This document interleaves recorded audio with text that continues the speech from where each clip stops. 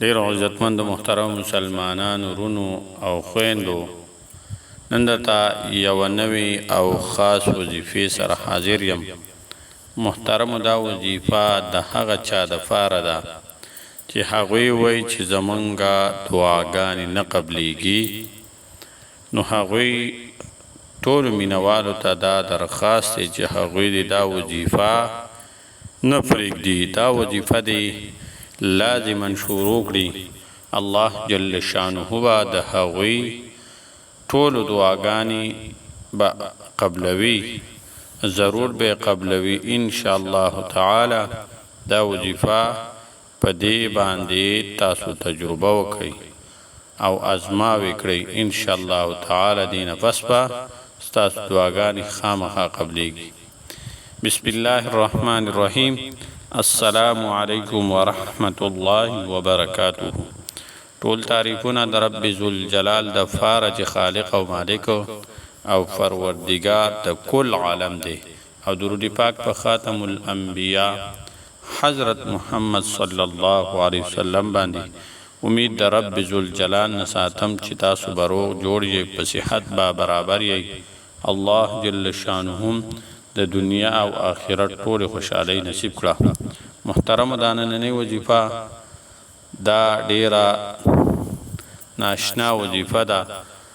دا د هغه خلکو دپاره دا وظیفه ده محترم چې څوک وایي چې زمونږ دعاګانې نه قبلیږي.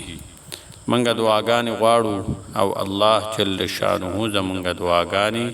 نه قبلوي. محترمو اول خدا خبره غلطه ده چې یاره زمونږ دعاګانې نه قبلیږي، ځکه چې د دعا دپاره چې کم شرایط دي چې هغه په مونږ او تاسو کې موجود وي، نو هغه دعا الله جل شانه نه رد کوي، بلکې الله جل شانه یا دعا هغه ټیم کې قبول کړي. یو دا ده یا محترمو په انسان باندې څه مصیبت، څه آفت، څه تکلیف یا پریشانی غم را رواني، د هغه دعا د برکته هغه الله جل شانه ختم کړي. یا محترمو درېمه خبره دا ده چې د دې انسان دعاګانې الله جل شانه په دنیا کې نه قبلوي، لیکن د دې بدله به الله جل شانه ضرور په آخرت کې د انسان لور کوي. او محترمو انسان چې کله دا دعاګانې دلته قبول نشي او هلته کله وي قبول، مطلب هلته دته پته ولګي او چې کم نعمتونه او کم انعامات دته هلته ملاویږي، دا به سوچو کې حیران بشي چې دا خو ما داسې عمل نه و کړی چې ماته دا دومره ثمرات او برکات او دومره نعمتونه راته د الله جل شانه طرفه څنګه ملاو او سبب یې ورکوي. نو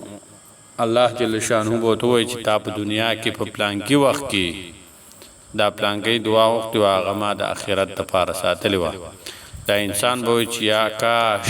زما په دنیا کې یوه دعا هم نه وې قبوله شوې، ټولې دعاګانې مې په آخرت کې قبول شوې. نو محترمو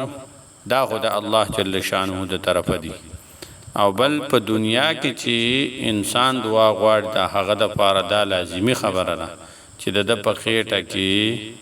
د ده په بدن په هېڅ یار یو حصه کې حرام نه وي، چې دا د حرامو نه ځان وساتي. ځکه چې په حدیث شریف مبارک کې راځي چې د کم انسان مسلمان په خېټه کې حرام یو ذره هم وي، نو د 40 ورځو پورې د ده عبادت او دعاګانې نه قبلیږي. چې اول مونږ د حرامو نه ځان وساتو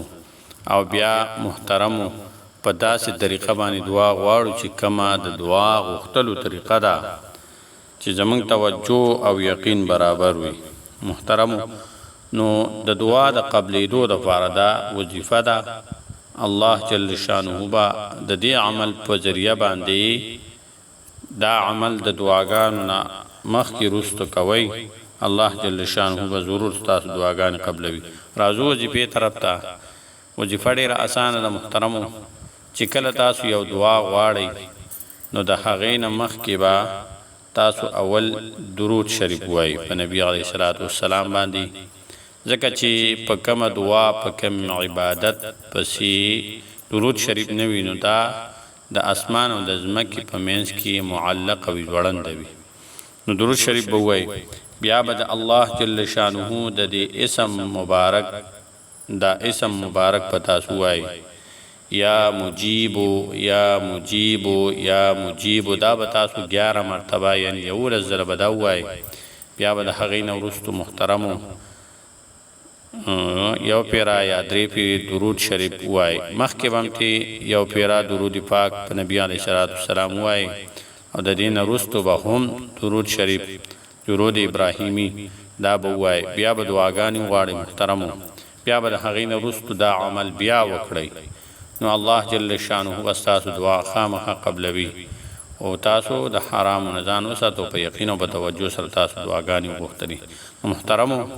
دا وظیفه ډیره اسانه مجربه مختصر وظیفه ده 1 منټ 2 پې لګي او دا په خپله مو وکړئ په خپل معمولاتو کې شامله کړئ او محترمو د ثواب په نیت او د صدقه جاریې په نیت باندې د نورو خویندو ورونو سره لازما شیر کړئ السلام علیکم ورحمة الله تعالی وبرکاته